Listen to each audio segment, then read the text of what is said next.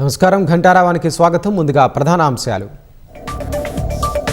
హైదరాబాద్ శివారు కోహెడలో అంతర్జాతీయ సమీకృత పండ్ల మార్కెట్ సాయంత్రం శంకుస్థాపన చేయనున్న ముఖ్యమంత్రి రేవంత్ రెడ్డి.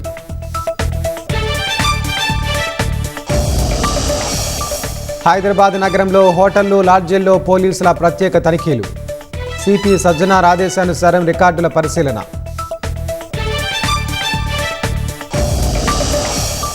ఐరాస్లో జమ్మూ కాశ్మీర్పై పాక్ ప్రస్తావించడంపై భారత్ ఆగ్రహం. పూర్తిగా దేశంలో అంతర్గత వ్యవహారాలని స్పష్టీకరణ.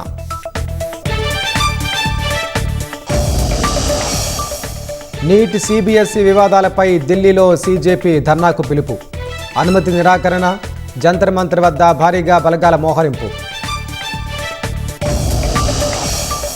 పంజాబ్లోని ఫిరోజ్పూర్లో ట్రక్కు జీపు ఢీ 9 మంది మృతి, మరో 15 మందికి గాయాలు.